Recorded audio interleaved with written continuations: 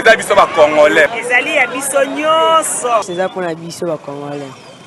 Eza mabele na biso ba Congolais.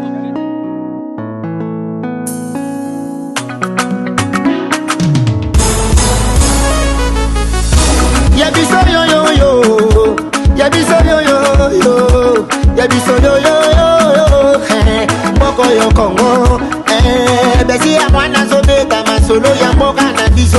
Bato mosusu balia mbongo ya Congo, bakabola na peplete, yabiso yango wana kote sepela na bamine na biso, yabiso yo yo yo, biso bakolo mabele, yabiso yo yo yo, yabiso yo yo yo.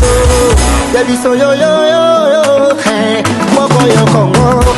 Yabiso ezalaka sokolingo bénéficie na bamineri yaka na projet na biso. Yabiso yo yo yo, yabiso yo yo yo.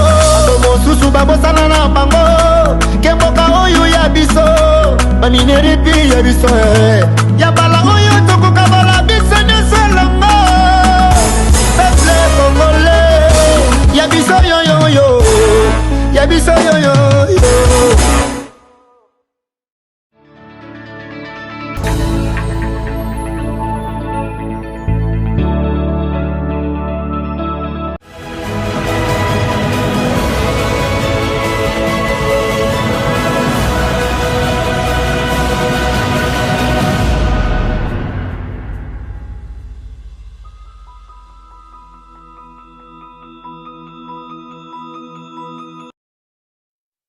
Madame, Messieurs, bonsoir et bienvenue à ce nouveau numéro de l'émission Décrit Info, ce magazine d'analyse d'actualité politique et sociale que nous avons lancé ici à CPL Télévision. On prend des questions importantes qui retiennent l'actualité, on les met sur la table et nous tentons justement de leur donner un sens ou plutôt une forme selon nous. C'est pour ça, chaque soir, nous avons l'habitude de dire que le Décrit Info, c'est tout simplement le tempo de l'actu selon notre feeling. Ça veut dire... Notre feeling, c'est notre manière à nous, Claude Perrault-Loira, CPL, de voir les choses, de les ressentir et de les exprimer. Nous sommes en démocratie, nous avons le droit de pouvoir opiner sur des questions importantes qui retiennent l'actualité dans notre pays. Nous sommes en démocratie, nous sommes en droit de voir les choses sous notre œil. Je suis heureux de vous retrouver donc pour ce nouveau numéro. Laissez-moi, comme d'habitude, vous dire grand merci de la grande confiance que vous n'arrêtez de nous témoigner. Merci de nous faire confiance. Merci de nous regarder. Merci de nous encourager.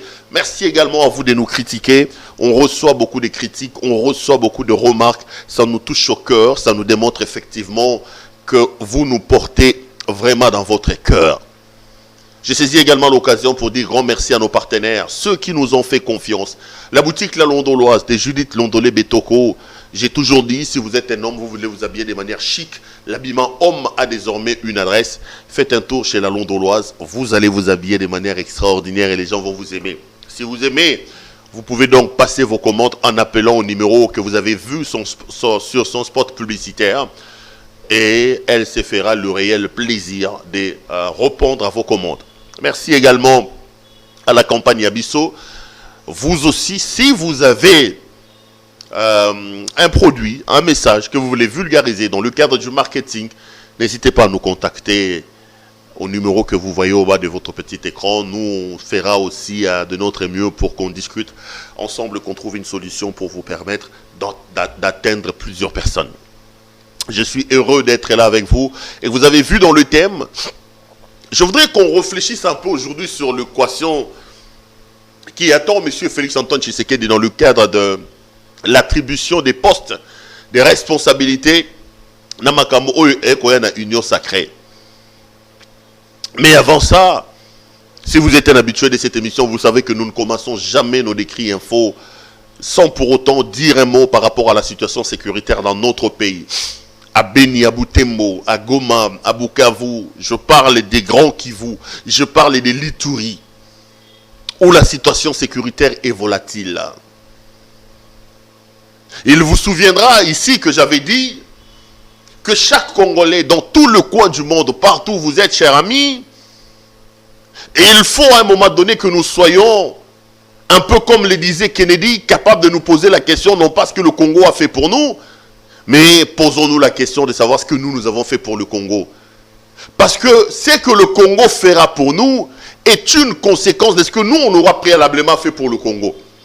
Si pour le Congo, nous travaillons, si pour le Congo, nous éditons des principes, des règles, et que nous tous, nous décidons de respecter ces règles, si pour le Congo, nous combattons le détournement, la gabegie financière, nous canalisons le recette de l'État, nous renflouons les caisses de l'État, le Congo aura suffisamment de moyens et le Congo pourra nous donner des écoles, le Congo pourra nous donner la bonne justice, le Congo pourra nous donner les soins de santé.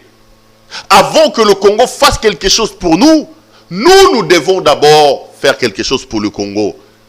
Il faut prendre le Congo comme un instrument que Dieu a donné pour que tu aies le son de cet instrument accompagné de la manière harmonieuse une guitare.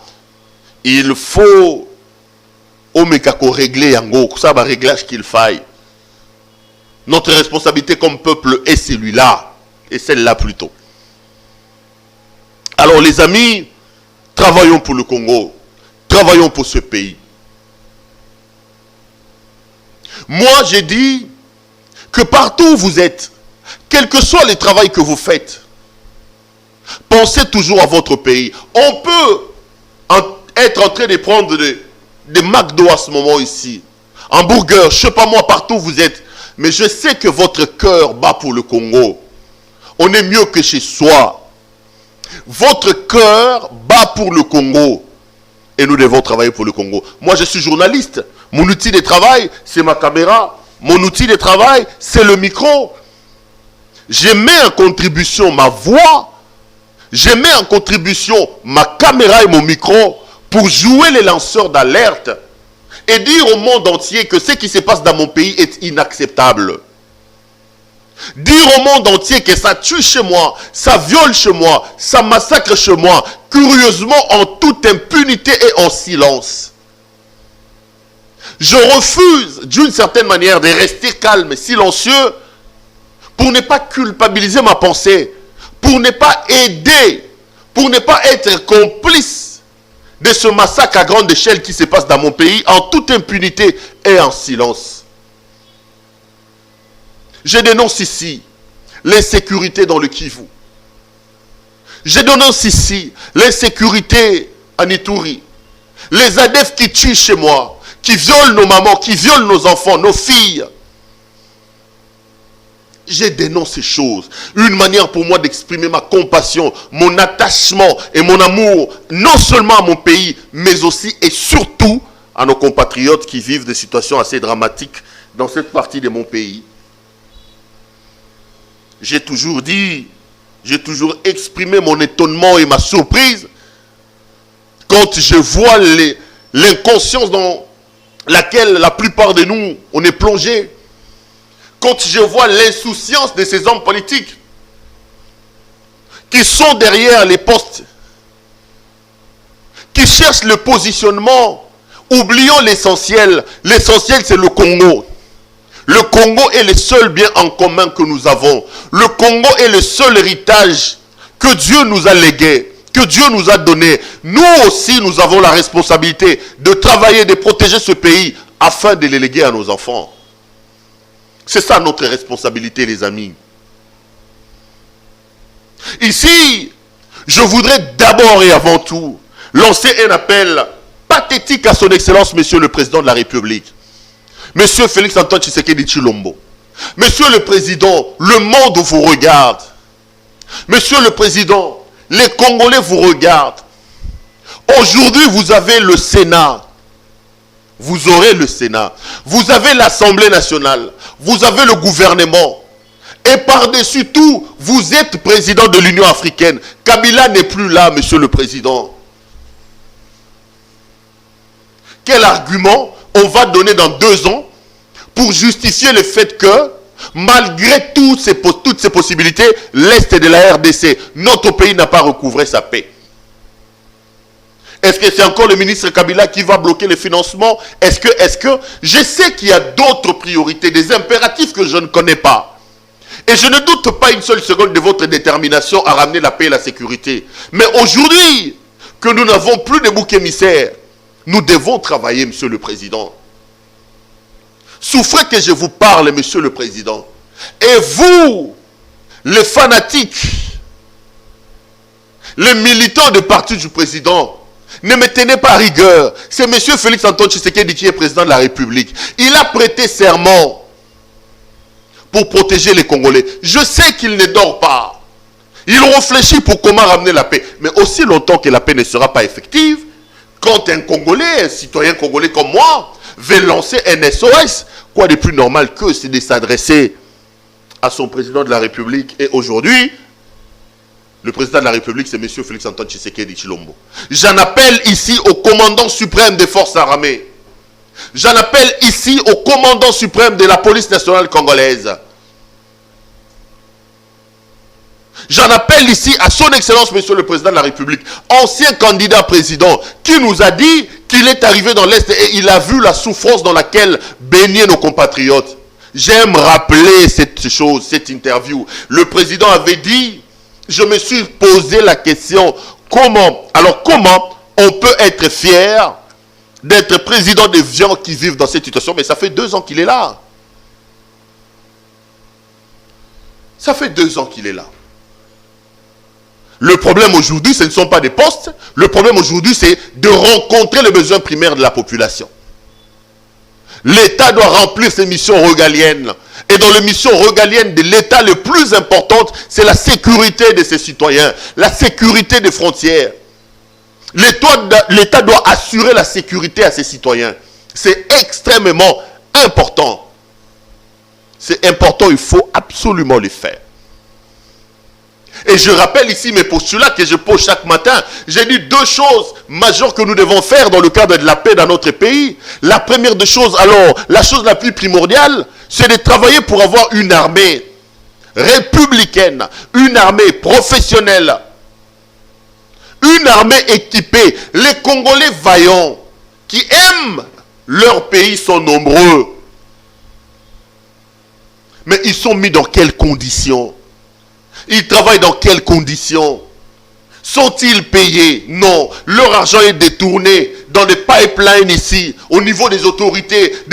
L'argent part en fumée. Nous devons nous doter d'une armée républicaine, à la taille de notre pays. Parce que Dieu nous a tout donné. Nous avons un grand pays avec nos 2 345 410 km² de superficie. Nous avons toutes les richesses que l'humanité recherche ici chez nous. Et nous devons avoir une armée capable de nous protéger et de nous épargner des convoitises de l'humanité. Aussi longtemps que l'on sera Congo, aussi longtemps qu'on aura la taille que nous avons, nous aurons les richesses qui sont les nôtres. Nous ne pouvons pas empêcher la convoitise de l'humanité. Notre rôle, c'est de ne pas de trouver des boucs émissaires. C'est de ne pas responsabiliser le Rwanda ou l'Ouganda. Ce sont les Rwandais, ce sont les Ougandais. Mais ils ne nous empêchent pas, nous, Congolais, de nous organiser. Nous devons nous organiser chez nous pour nous protéger. C'est important ce que je suis en train de dire. Et la deuxième chose, là je soutiens complètement le docteur Denis Mukwege. Lorsqu'il parle de l'installation d'un tribunal pénal international spécial pour le Congo. Aussi longtemps que le Congo ne sera pas capable d'identifier les tireurs de ficelles, d'identifier les menaces, les gens qui tirent les ficelles par rapport à cette situation, Tokomata Tokokita, ça ne va pas aller. Il va falloir identifier les responsables de cette situation catastrophique. Il faut les identifier, les amis. Les identifier, les traquer et les punir. En faisant ça, nous allons faire une opération à la fois psychologique, mais aussi pédagogique. Pour dire aux gens, on ne tue pas les Congolais impunément. Vous avez versé les sangs des Congolais, vous avez payé. Ceci aura pour conséquence de décourager. Si on ne fait pas ces 2 choses-là, ça va être très compliqué. Toujours dans le cadre des punitions, j'ai suivi avec larmes, les amis, les pleurs et l'appel de Madame Floribert Chebeya. Elle est passée sur RFI, meurtrie, en train de pleurer, de lancer un appel pathétique aux autorités congolaises. Un appel que je voudrais d'ailleurs ici relayer. Nous devons permettre à M. Floribert Chebeya de se reposer en paix. Nous sommes en droit. Et en droit, lorsque les éléments nouveaux par rapport à un procès s'ajoutent, le procès doit être rouvert. Il faut rouvrir le procès de M. Chebeya. Vous avez suivi Ergile Ilunga, qui reconnaît avoir été là dans le commando des assassins de M. Chebeya et de Fidel Bazana. Il vous dit clairement que M. Chebeya a été tué dans les locaux de la police nationale congolaise, étouffé avec des châssis en plastique. M. Bazana même mort. Il vous dit que Bazana a été enterré à la concession du général Djadji de Amitendi. Et il vous dit que le donneur d'ordre, c'est M. John Numbi. C'est M. John Numbi. Si le Congo se veut un État, après ces témoignages ici, il va falloir que M. John Numbi vienne répondre. Par-dessus tout, M. Ergile cite Joseph Kabila en disant qu'on lui a dit M. Chebeya avait des problèmes avec M. Numbi et M. Kabila. Est-ce que Joseph Kabila a-t-il à voir avec la mort de Floribert Chebeya? On peut l'éviter. On peut l'éviter, les amis. C'est ça la justice. Chebeya a été père de famille. Ici, je veux aussi commencer à faire le relais de la famille de Floribert Chebeya. Après, il faut qu'on nous dise qui a tué Arma Tungulu. Lambert Mende nous a dit qu'il s'est pendu avec les fils de son oreiller. Dans quelle prison dans ce pays? Dans quel cachot? Je ne parle même pas de prison de cachot. Bapé Saramutu oreiller. Qui a tué Arma Tungulu? Oh, Abambaki Libanga et continue à dire par Kabila. Mais qu'est-ce que vous allez dire Napoto, tout le monde à François Hollande? À une manifestation, Moutazo a sopé les poudres. Bon, tout le monde a rangouao. Qu'est-ce que vous allez dire de Bush en pleine conférence de presse en Irak? Moutalongoli Sapatou, Abambiye. Est-ce que quelqu'un qui jette un projectile dans un contexte présidentiel mérite-t-il d'être assassiné? C'était ça le régime incontrôlé des hommes qui nous ont dirigés ici. La vie ne représentait rien pour eux. C'est des hommes qui avaient la gâchette facile. Moindre problème, ils tirent, ils tuent les gens. Qui a tué Arma Tungulu? Je vais ajouter ça, l'affaire Chebeya. Désormais, il faut hausser la voix. John Numbi, selon Ergile Ilunga, organise même la fuite. Il y a commando. Chebeya est assassiné le 1er, le 2, le 3. On prend un avion cargo Transair à 2 h du matin à l'aéroport de Njili. On prend tous les commandos, on les amène. Ergile Ilunga dit quand on atterrit à Lubumbashi, on va tout droit dans la ferme de M. Numbi. Mais il faut que M. Numbi nous dise. M. John Numbi doit nous dire. Et la manière la plus importante pour lui d'éclairer la lanterne des Congolais, de permettre à Floribert Chebeya de se reposer en paix, c'est d'être entendu. Cette fois-ci, non pas comme un renseignant, mais plutôt comme un prévenu. Parce que, quand vous regardez les simulacres procès qui a été organisé après l'assassinat de Floribert Chebeya, on a vu John Numbi venir en galon, orgueilleux, imbu de sa propre personne, et on a dit qu'il était renseignant. On a dit qu'il était renseignant. Les éléments nouveaux se sont ajoutés dans le dossier. Il faut que John Numbi comparaisse. Non pas comme renseignant, mais cette fois-ci comme prévenu. Je ne dis pas qu'il est coupable. Il bénéficie encore de la présomption d'innocence. Mais la justice doit établir soit sa culpabilité, soit les disculper. C'est ça un état de droit, monsieur le président. Aujourd'hui, les Congolais sont clairs. On ne dit plus que M. Tshisekedi est un pantin. On ne dit plus que M. Tshisekedi est un placebo.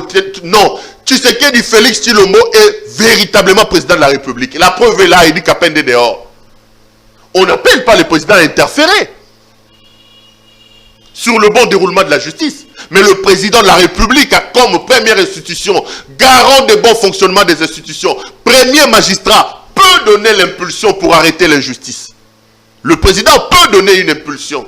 Et dans le cas d'espèce, dans l'affaire Chebeya, des éléments accablants contre M. John Numbi sont mis à nu par ceux qui disent avoir participé à cette opération macabre de l'assassinat de Chebeya.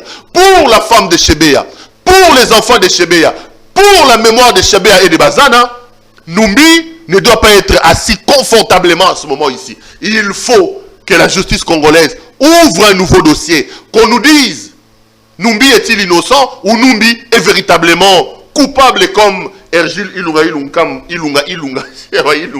Ilungamba. Laissez les papis se reposer calmement, Pérolois. Est-il coupable? Après, qui a tué Rossi Mukendi? Il y a une dame à la police qu'on a toujours citée. Beaucoup ont dit que c'était lui, c'était plutôt elle. Qu'on nous dise, qui a tué Rossi Mukendi? Qui a tué Thérèse Kapangala? C'est quel pays où les gens refusent de se mouvoir par rapport aux morts? La vie humaine est sacrée. On tue les gens, on viole les gens, on est à l'aise. Non, il faut tirer les choses au clair. Numbi a-t-il donné des ordres ou non? Mende qui a dit que Arma Tungulu s'est pendu avec une corde d'oreiller. Il faut qu'il vienne nous donner cet oreiller-là maintenant.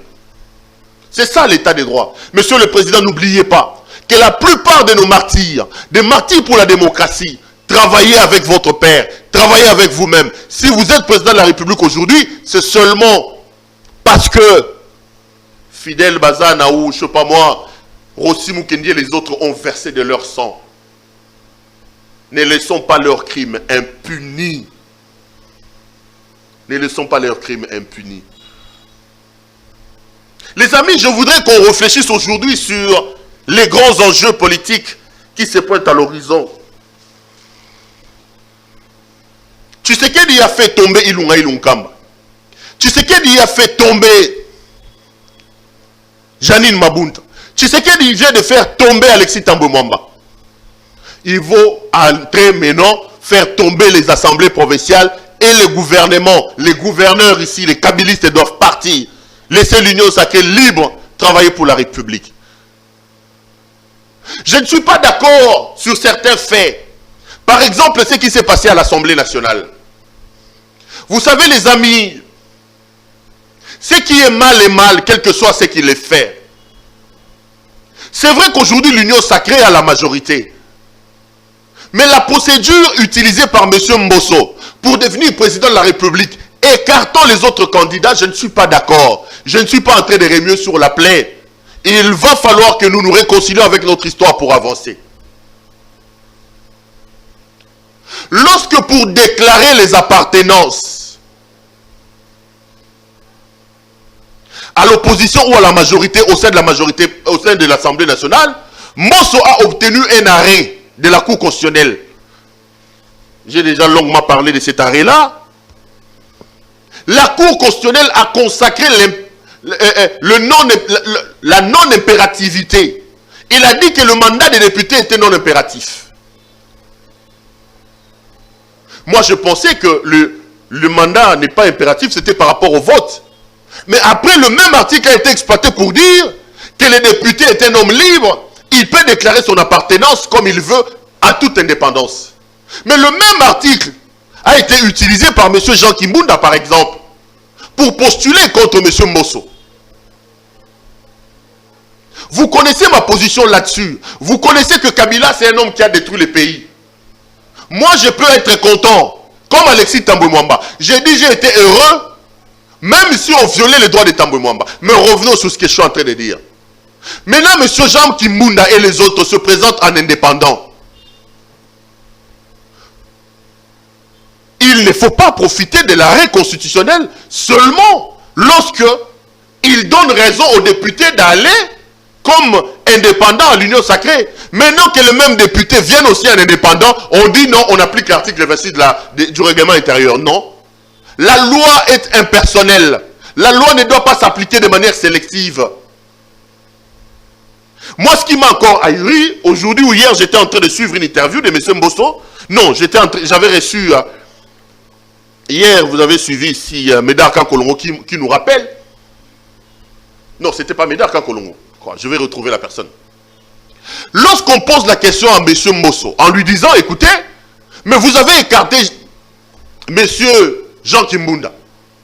Et si alors, Jean-Pierre Liaou était le choix de l'Union sacrée, allait-il se présenter sur la liste PPRD ou sur la liste indépendante? En ce moment-là, on allait certainement évoquer l'arrêt de la Cour constitutionnelle pour laisser Liaou se présenter. On peut tout dire, mais j'aurais voulu voir la candidature de M. Jean Kimbunda rester. J'ai toujours dit, tous ceux qui sont au PPRD, ils ont eu la malchance de travailler avec Kabila. Le régime de Kabila était un régime abrutissant. Posez la question. Vous pouvez être professeur d'université. Vous pouvez avoir l'intelligence. Quand vous rentrez dans ce régime, vous vous abrutissez. Parce qu'il y avait beaucoup de pôles d'influence.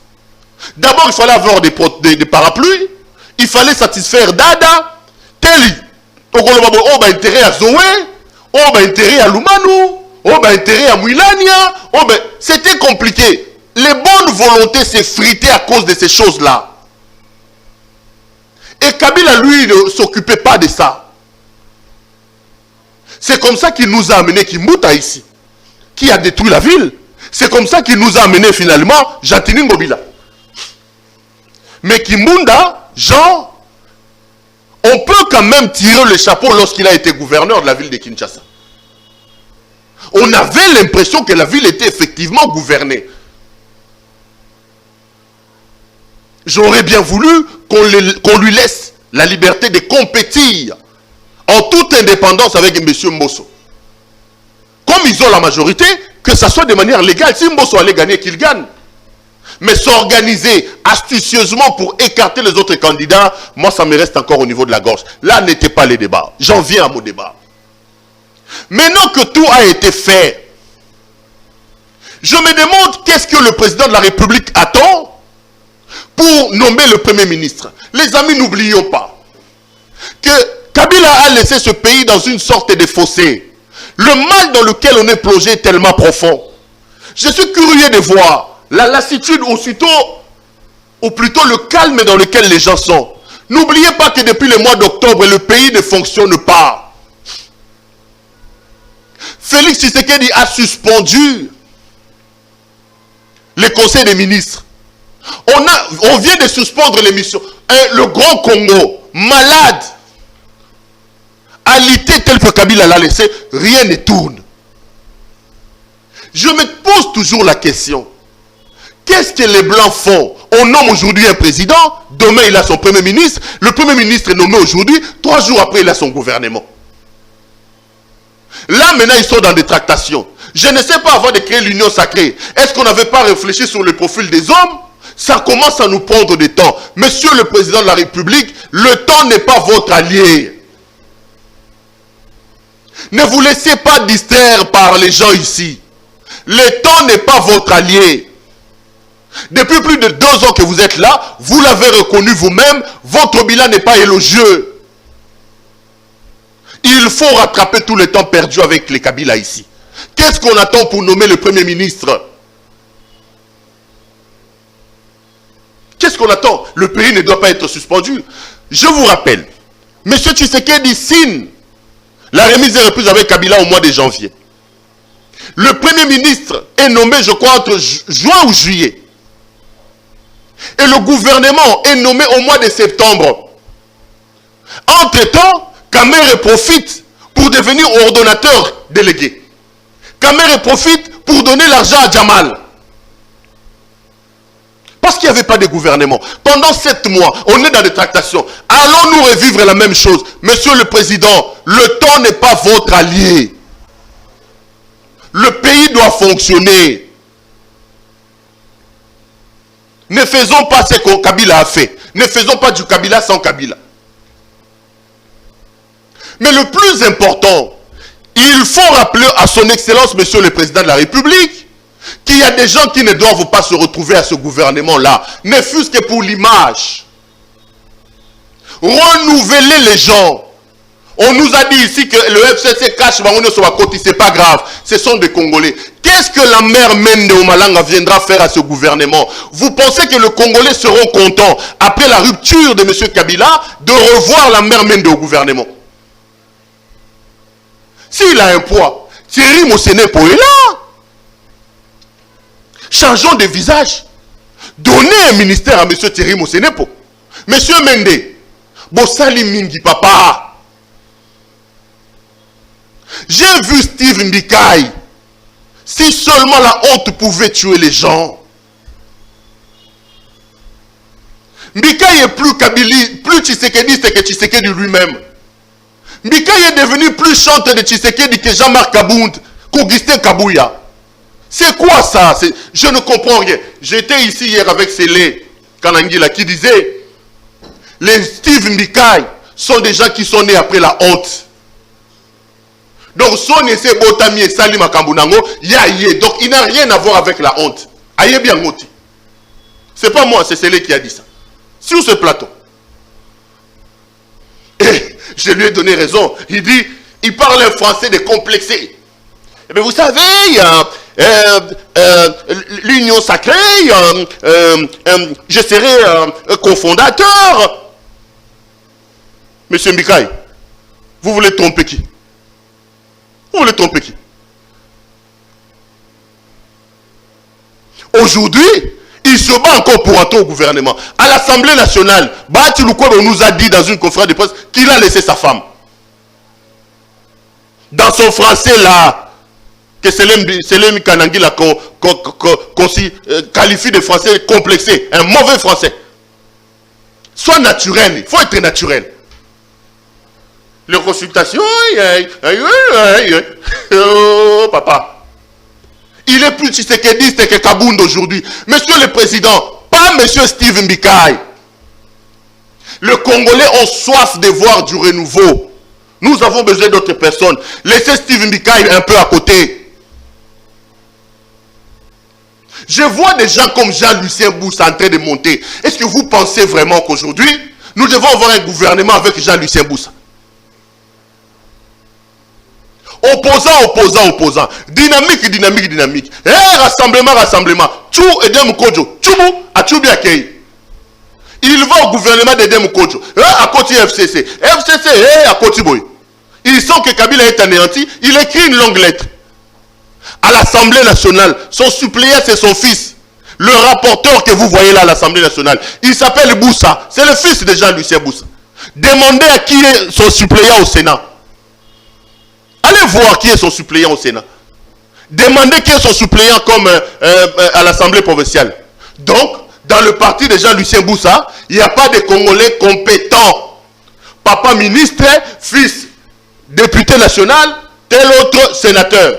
Donc, les Congolais sont venus voter, non pas pour les idées de Jean-Lucien Boussa, ils sont venus voter pour la famille Boussa. Papa est ministre. Monsieur le Président, laisse un peu Jean-Lucien Boussa dehors.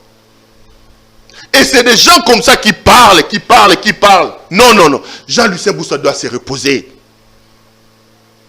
Toutes les personnes qui ont trahi le rassemblement à l'époque. N'oubliez pas que M. Etienne Tshisekedi de Wamulumba de Rose Mémoire est resté 2 ans dans les frigos. Parce qu'il y a eu des têtes au sein des rassemblements qui ont rejoint Kabila et qui ont pris des postes. Les Congolais ne sont pas amnésiques, Monsieur le Président. Ne remettez plus ces gens-là au gouvernement. Ils étaient au gouvernement, votre papa est resté à la morgue pendant 2 ans. Aujourd'hui, ils veulent devenir plus tshisekedistes que vous-même. Bahati Lukwebo dit d'eux que ce sont des flatteurs. Monsieur Tshisekedi, vous n'avez pas besoin de flatteurs. Vous n'avez pas besoin de flatteurs. Ces gens qui vous adulent aujourd'hui, ces gens qui veulent vous lécher les pieds, ils étaient au gouvernement pendant que le corps de votre papa attendait là-bas. Chez les Balouba, on dit les Bakishi. Les Bakishi vont parler. Bakishi va dire Bakoula. Bakishi n'est Bakoula. Bafanda, renouvelons la classe. Fabrice Pouela, Albert Fabrice Pouela. Eux, ils ne peuvent pas avoir des postes. N'oubliez pas qu'il y a quand même des combattants de première heure. Un type comme Albert Fabrice Pouela. Quand tout le monde craignait Kabila ici, Quand Mabounda a manqué du respect au président de la République, Pouel a pris le courage de porter plainte contre Mabounda. Pouel a pris le pouvoir, le courage. Vous allez nous ramener Mende, Fabrice Pouel.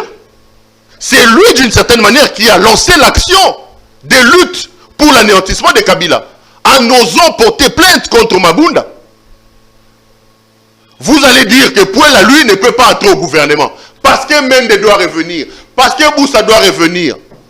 On a pris le ministère des Transports, bah comme ça au ministère à Palou. Non. C'était un Congo, c'est un ministère à transport. Voilà. Il y a des gens, il y a des compétences. Il y a des compétences. Monsieur le Président, les Congolais vous regardent. Vous n'avez pas le temps. Vous n'avez plus le temps. Le temps n'est pas votre allié. Nommez un gouvernement. Prenez tous ces gens qui ont détruit le pays, mettez de côté. C'est là qu'on comprendra des personnes qui sont venues dans l'union sacrée dans l'idée de servir ou dans l'idée de continuer de se servir. Il faut qu'on les sache. Jean-Lucien Boussa, Steven Mikaï. Autre chose, monsieur le Président. Je regarde la caméra. Vous avez raté le casting avec le ministre UDPS. Dans ce gouvernement, si on lance les sondages, aucun ministre UDPS ne sera en bonne position. Ça sera normal que dans le prochain gouvernement, qu'on voit M. Gilbert Kankonde. Non, monsieur le Président. M. Jean-Marc Abound, aidez le Président de la République. Trouvez d'autres compétences à l'UDPS. Trouvez d'autres compétences. Ça sera anormal que dans le prochain gouvernement, qu'on puisse avoir Akassia Bandouboula comme ministre. Ils ont fait leur temps. Ils ne sont pas au top des ministres. L'UDPS a échoué dans son casting ministériel. Il faut aujourd'hui que l'UDPS nous dise, Akassia était ministre d'économie. Où a-t-elle pris notre économie? Qu'est-ce qu'elle en a fait? Où elle va laisser l'économie du Congo? Quand Condé n'en parlons pas, des décisions alambiquées, contestées par le gouverneur. C'est le seul VPM de l'intérieur que je connaisse qui se fait rabrouer par le gouverneur, qui reçoit des correspondances désobligeantes. Rappelez-vous de l'épisode Ngobila, qui même rappelle à son ministre que Oyaboyi Asalamokilinae. Qui a oublié Non, monsieur le Président, l'UDPS, tous les ministres de l'UDPS dehors, il y a des compétences là-bas. Professeur Chulumbu, professeur Chulumbaï, Jacques Chabani, monsieur Kabound, donnez la chance à ces gens-là. L'UDPS ne doit pas oublier que là où les autres donnent 100%, vous devez donner 150%. Parce que vous êtes le parti du président de la République. Parce que vous devez prêcher par l'exemple. Arrêtez d'amener au gouvernement des gens qui découvrent le signataire pour la première fois comme ministre. Le mal est profond. Kabila a détruit le pays. On a besoin de compétences capables de faire avancer le pays. Arrêtez d'amener comme mandataire des amateurs. Arrêtez. Au ministère de l'économie, c'est sous un ministre UDPS que moi j'ai appris que le ministère de l'économie ne s'occupe plus de l'économie du pays, mais seulement de la grille tarifaire. On m'a dit là-bas que quand vous lisez l'ordonnance présidentielle, le ministère de l'économie n'a pour fonction que de suivre les... Comment on appelle ça là-bas? La grille tarifaire. Ah bon? Il va falloir changer de tête. Je dis et je répète, pour moi, si on doit établir le bilan, à l'heure du changement, Jean-Marc Kabound et Augustin Kabouya, faites partir tous les ministres UDPS dehors. Ils n'ont pas été, à mon point de vue, satisfaisants dans leur travail. Ils n'ont pas donné satisfaction. L'UDPS a beaucoup de compétences qu'on peut exploiter. À part ça, n'oubliez pas que les autres qui ont aussi travaillé avec...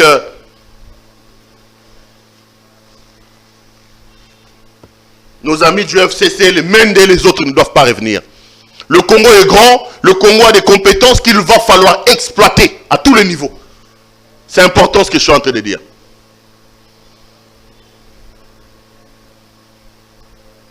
Madame, Messieurs, j'ai été heureux de vous présenter cette émission. Je serai également heureux en vous retrouvant lors d'un prochain numéro.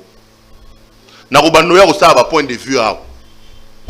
L'idée qu'on s'est fait de l'union sacrée, c'est de voir du renouvellement, du changement. Je vous retrouve demain pour un autre numéro. Portez-vous bien et restez branchés sur nos programmes. Bonsoir chez vous.